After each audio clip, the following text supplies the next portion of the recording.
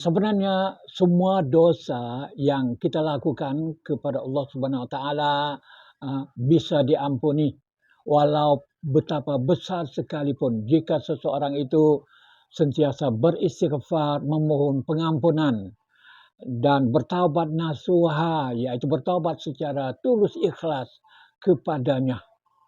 Sebaliknya dosa sesama manusia seperti melakukan kezaliman ke atas sesama kita, tidak cukup untuk beristighfar, memohon pengampunan dan bertaubat nasuha secara tulus ikhlas kepada Allah, kerana perlu juga minta maaf orang yang kita zalimi.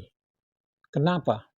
Ini kerana Allah Subhanahu Wa Taala bersedia mengampun segala dosa yang kita melakukan terhadapnya, walaupun besarnya, jika seseorang itu dengan syaratnya, jika seseorang itu sentiasa beristighfar, memohon keampunan dan bertaubat, yaitu taubat yang tulus ikhlas kepadanya. Di sisi lain pula, dosa yang melibatkan perlakuan zalim terhadap sesama manusia tidak hanya memerlukan istighfar dan taubat kepada Allah, tapi juga memerlukan permintaan maaf dan pengampunan orang yang kita zalimi.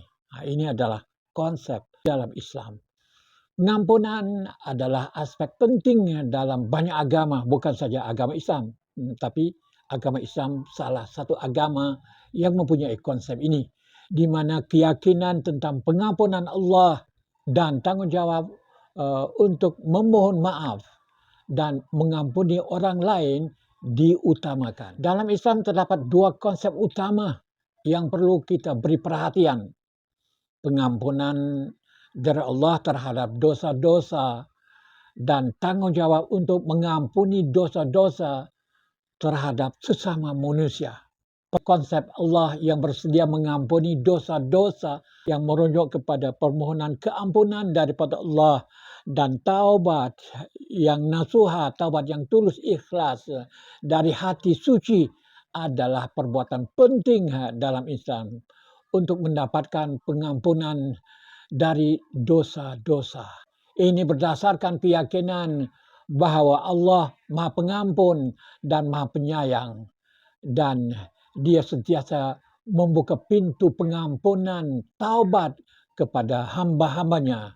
Namun dalam konteks melibatkan perlakuan zalim terhadap sesama manusia, pendekatan yang berbeza diperlukan. Dalam situasi ini, istighfar dan taubat kepada Allah hanya merupakan langkah permulaan sahaja. Apabila seorang itu melakukan kezaliman terhadap orang lain, selain daripada tindakan istighfar dan bertaubat kepada Allah, juga diperlukan tindakan untuk meminta maaf, mencari pengampunan individu yang telah dizalimi. Ini kerana dalam Islam aspek sosial dan hubungan antara manusia memiliki kedudukan yang tinggi. Meminta maaf dan mengampuni adalah nilai-nilai yang dipromosikan untuk memastikan keharmonian dalam masyarakat.